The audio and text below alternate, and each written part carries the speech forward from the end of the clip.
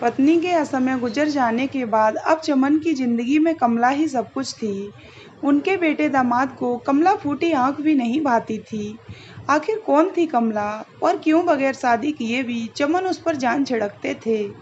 60 की उम्र में गैस का लाइटर हाथ में थामना पड़ेगा, कभी सोचा नहीं था। 60 क्या, मैंने तो कभी 8 की उम्र में भी रसोई की देहरी नहीं लांघी थी। कभी ज़रूरत ही कहाँ पड़ी। चमन ने खटखट करके कई बार लाइटर से गैस जलाने की कोशिश की, लेकिन गैस भी जैसे सील की तरह ही रूठ कर बैठ गई थी। नहीं जली तो नहीं जली। चमन कहीं से माचिस की डिबिया लेकर आया, तीली जलाकर गैस की नोक घुमाई और जलती हुई तीली गैस के बर्नर से सटा दी। भग करके लपट उठने लगी। चमन ने फटाफट चाय का बर्तन चढ़ा दिया। शायद पतीला थोड़ा टेढ़ा रख गया होगा। रखने के साथ ही एक तरफ लुढ़क गया। चमन ने उसे गिरने से बचाने के लिए पकड़ने की कोशिश की तो उंगलियां जल गईं। हाथ को ठंडे पानी में डाल फूंक मारकर जलन कम करने की कोशिश करने लगा। तभी माँ ने पुकारा, क्या हुआ चमन, चाय बना रहे हो क्या? माँ की आवाज़ में तलब वाला उतावलापन साफ महसूस किया जा सकता था। हाँ माँ, बस अभी लाया, कहते हुए चमन ने एक कप पानी पतीले में डाला और चायपत्ती चीनी डालकर अदरक कूटने लगा। जब पानी उबलने लगा तो एक कप दूध डाला। इसके बाद अदरक डाल दी और उबाल आते ही छानकर 2 कपों में चाय डालकर माँ के पास आ बैठा। माँ ने कप उठाकर होंठों से लगाया और बेस्वाद सा मुंह बनाया। कैसे चाय बनाता है रे तू? अदरक का तो स्वाद ही नहीं है। आधा घंटा इंतजार के बाद यह मीठा सा घोल बना कर ले आया। माँ ने झूठा कप वापस ट्रे में रखते हुए कहा। चमन झेंप गया। उसने कहाँ कभी चाय बनाई थी। पहले माँ बनाया करती थी और जब से सील ब्याह कर आई थी तब से तो किसी को रसोई में जाने की ज़रूरत ही नहीं पड़ी। रसोई में जाना तो दूर की बात है, किसी को कुछ कहना तक नहीं पड़ा। चाय के समय चाय और खाने नाश्ते के समय खाना नाश्ता। सील बिना कहे सब कुछ समय पर हाजिर कर देती थी। पता नहीं उसका दिमाग अलार्म घड़ी ही बन गया था क्या? सही समय होते ही उसे सतर्क कर देता था। पता नहीं नियति ने मेरे साथ ही यह खेल क्यों खेला। चमन अनजाने ही नियति को कोसने लगा। यूँ नियति को कोसना आदत नहीं है उसकी। जिंदगी में जो कुछ भी अच्छा बुरा घटित हुआ उसे सहज स्वीकार किया है उसने, लेकिन सील का जाना वह आज 2 महीने बाद भी स्वीकार नहीं कर पाया है। और तो और इस हादसे के बाद तो कुदरत पर से उसका रहा सहा विश्वास भी उठ गया था। उफ, कैसी बेरहम बीमारी थी। कहने को तो उसकी जान पहचान के बहुत से लोग संक्रमित होकर स्वस्थ भी हुए थे। ठीक होने के बाद जब वे कहते थे कि डरने की कोई बात नहीं, सब ठीक हो जाता है, तब उसने भी तो इसे हल्के में ही लिया था। वह भी तो मित्र मंडली में अपने ज्ञान की पोटली खोलते हुए अपने आप को आर्यभट्ट से कम नहीं समझता था। जब वह लोगों से कहता था कि मानव संक्रमण की दर अधिक है लेकिन मृत्यु दर 1% ही है, तब उसे कहाँ अंदेशा था कि उसका घर इसी 1% की श्रेणी में आ जाएगा। अंतिम सिंदूर तक नहीं भर पाया था वह सील की मांग में।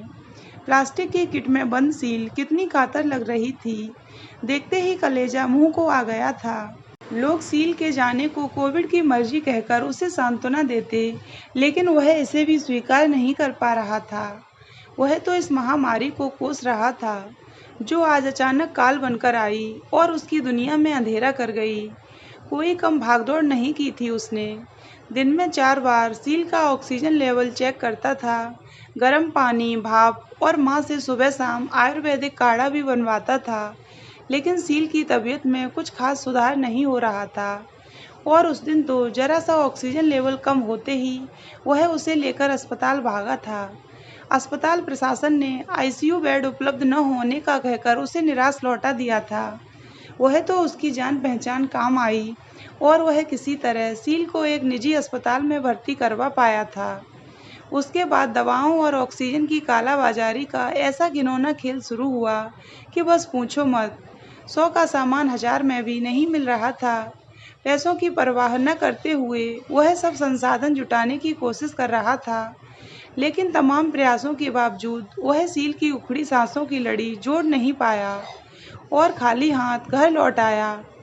आज भी जब वह रात को आंखें बंद करता है तो वही सब दृश्य आंखों के सामने जीवंत हो उठते हैं। और यदि किसी दिन रात को नींद न आए तो फिर सुबह तक न जाने कितनी दफ़ा उस सारे घटनाक्रम का एक्शन रिप्ले होता है। कहाँ कल्पना की थी उसने कि उम्र की इस शाम को बिना साथी के बिताना पड़ेगा। कहने को तो उसका भरा पूरा परिवार है, 2 बेटियां, 1 बेटा और माँ भी तो, लेकिन कुछ खाली कोने कोई नहीं भर पाता। ठीक वैसे ही रिक्त स्थान जो सिर्फ उसी शब्द से पूर्ण हो सकते हैं जिनके न होने से वे रिक्त हुए हैं। बचपन में पड़े रिक्त स्थान की पूर्ति करो वाले वाक्य की तरह। ऐसा नहीं है कि उसके दर्द का किसी को एहसास नहीं है, लेकिन सभी अपनी अपनी दुनिया में व्यस्त हैं, अपने अपने रिक्त स्थानों की पूर्ति करते हुए। बेटा और बेटियां बिना नागा फ़ोन पर हालचाल लेते हैं। माँ भी उसे संबल देने की कोशिश करती हैं। शायद वह जीवन साथी को खोने का दर्द बेहतर समझती हैं। चमन माँ के सामने अपने दुखड़े नहीं रोता। वह सबके सामने सामान्य होने का दिखावा करता है, मगर अकेले में उसे जीवन के ये रिक्त स्थान बहुत बेचैन कर देते हैं। किससे कहे कि उसे साथी की ज़रूरत है। अधिकांश लोग तो इस ज़रूरत को शरीर की आवश्यकताओं से ही जोड़कर देखेंगे। कोई आश्चर्य नहीं होगा यदि बच्चे भी उसे गलत समझें, मगर पहाड़ सा बड़ा दिन और सागर सी लंबी रातें बिना किसी से सुख दुख खुशी तकलीफ साझा किए चुपचाप अकेले काटना कितना असाध्य है, यह गणना किसी गणितीय फॉर्मूले से नहीं की जा सकती। राहत की बात है कि वह साल भर पहले रिटायर हो चुका है, वरना कौन जाने रसोई चौकी में उलझा वह ऑफिस भी समय पर पहुंच पाता या नहीं। तब ऐसे हालात में उसे स्वैच्छिक सेवानिवृत्ति ही लेनी पड़ती। अब तो पूरा दिन हाथ में रहता है, इसलिए धीरे धीरे ही सही, लेकिन किसी तरह 2 समय का खाना बना लेता है और साथ ही वृद्ध माँ को भी संभाल लेता है। तभी दरवाजे की घंटी बजी तो चमन ख्यालों से बाहर आया। घड़ी की तरफ नजर गई तो शाम के 4 बज रहे थे। इस समय कौन होगा, सोचते हुए चमन ने दरवाज़ा खोला। कमला सामने खड़ी थी। उसने हाथ जोड़कर नमस्ते की। जवाब में गर्दन हिलाकर अभिवादन स्वीकार करते चमन ने एक तरफ हटकर उसे भीतर आने का रास्ता दे दिया। सील के समय कमला घरेलू कामकाज में उसकी मदद किया करती थी। अच्छी घुटती थी दोनों में। हालांकि समाज के नियमानुसार कमला वंचित वर्ग की विधवा महिला थी। शायद इसलिए भी सील की सहानुभूति उसके साथ रही होगी।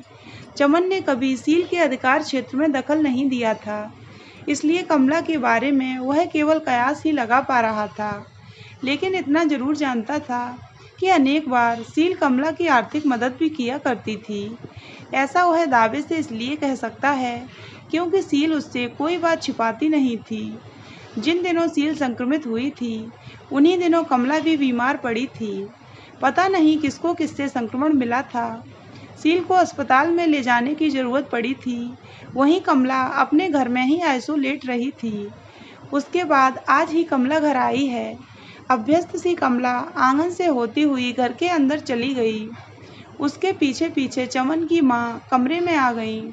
चाय बनाऊं? चमन ने माँ से पूछा तो माँ हंस दी। जैसी अभी बनाई थी वैसी, माँ बोली तो चमन खिसिया गया। रहने दो माँ, घर से पीकर आई हूँ, कहकर कमला ने बात संभाली। रहने क्यों दो? क्या बहू ने तुझे बिना चाय पानी कभी जाने दिया था? माँ थोड़ी नाराज हुई। हालांकि इस नाराजगी में प्यार अधिक था। कमला आंख में आंसू भर लाई। बहू जी की तरह घर कौन संभाल सकता है माँ? अब पता नहीं आप लोग कैसे सब कर पाते होंगे। कमला ने ठंडी सांस भरी तो माहौल बोझल सा हो गया। जी तो कर रहा है कि आपके कुछ काम आऊं, लेकिन हमारी जात। इतना कहकर कमला चुप हो गई। चमन कमरे से बाहर चला गया। बीमार कभी डॉक्टर की जात पूछता है क्या? जा बना ला 3 कप चाय, बहुत दिन हो गए ढंग की चाय पिए। माँ ने मुस्कुराते हुए कमला को रसोई में जाने की इजाज़त दे दी। कमला ने एक पल माँ को हैरत से देखा, फिर सकचाती हुई चाय बनाने चल दी। चमन भी उसके पीछे पीछे चला। जब तक कमला ने चाय बनाई तब तक चमन प्लेट में नमकीन और बिस्किट डाल चुका था। इस बीच वह चाय बनाने की प्रक्रिया पर भी पूरी नज़र रखे था। कमला कहाँ हर समय चाय बनाने को मौजूद रहेगी। चाय सचमुच बहुत अच्छी बनी थी। मन तृप्त हो गया। चमन ने आभारी निगाहों से कमला की तरफ देखा। माँ ने कमला की खुले दिल से तारीफ की। शाम को आ जाया कर, 2 घड़ी हमारा भी अबोला टूटेगा। माँ ने कमला से आग्रह किया, जिसे उसने सहज स्वीकार लिया। शाम को क्यों, कल से पहले की तरह घर के कामकाज में मदद के लिए आना शुरू कर दो। चमन ने माँ की तरफ देखते हुए कहा। तो माँ ने भी सहमति के लिए कमला की तरफ देखा। वह तो राजी ही थी। अगले ही दिन सुबह 7 बजे कमला हाजिर थी। सबसे पहले उसने माँ बेटे को चाय बनाकर पिलाई। उसके बाद झाड़ू लेकर पूरे घर की साफ सफाई की। सचमुच औरतों से ही घर घर बनता है। कमला का हाथ लगते ही घर चमक उठा। इसके बाद कमला ने सुबह का खाना भी बना दिया। खाना बना दिया है माँ, गरम गरम ही खा लेते तो बर्तन भी साफ कर जाती। कमला ने साड़ी के पल्लू से हाथ पोंछते हुए कहा। अरे जाना कहाँ है, अकेला जीव क्या करेगी सूने घर में जाकर। मैं तो कहती हूँ तू यहीं रहे हमारे साथ, माँ ने आग्रह किया। कमला संकोच में पड़ी दरवाजे की चौखट थामे खड़ी रही। चमन ने भी माँ की बात पर हामी भरी। अभी तो जाती हूँ माँ, 1-2 रोज में सोच कर बताऊंगी, कमला ने कहा। जैसी तेरी मर्जी, जैसे हम अकेले वैसे तू अकेली, हमें काम का सहारा हो जाएगा और तुझे साथ का। सोच लेना आराम से, लेकिन हाँ, खाना तू यहीं खाएगी और जाएगी भी रात का खाना खाने के बाद, माँ ने उससे अधिकार से कहा। और फिर धीरे धीरे कमला परिवार का हिस्सा बनती चली गई। पहले पहल 1 आध दिन रात को रुकी, फिर स्थायी रूप से वहीं रहने लगी। चमन की जिंदगी का तो पता नहीं, लेकिन सील के जाने के बाद घर में पनपे रिक्त स्थान को अवश्य उसने भर दिया। दिनचर्या सुचारू और दवा दारू नियमित हुई तो माँ की उदासी पर भी तनिक मुस्कान के साये नजर आने लगे। बच्चों ने भी इस नई व्यवस्था को स्वीकार कर लिया था। दिन महीने साल शांति से बीत रहे थे। यूं भी परिवर्तन सालों में नहीं बल्कि पलों में ही हुआ करते हैं। ऐसा ही एक परिवर्तन चमन की जिंदगी में फिर से होने वाला था। माँ की बढ़ती उम्र पर अब बीमारियां भारी पड़ने लगी थीं। घुटनों में दर्द ने उन्हें लगभग अपाहिज ही बना दिया था। चमन भी अब उम्र के 6 दशक की ऊपरी सीढ़ियों की तरफ बढ़ रहा था।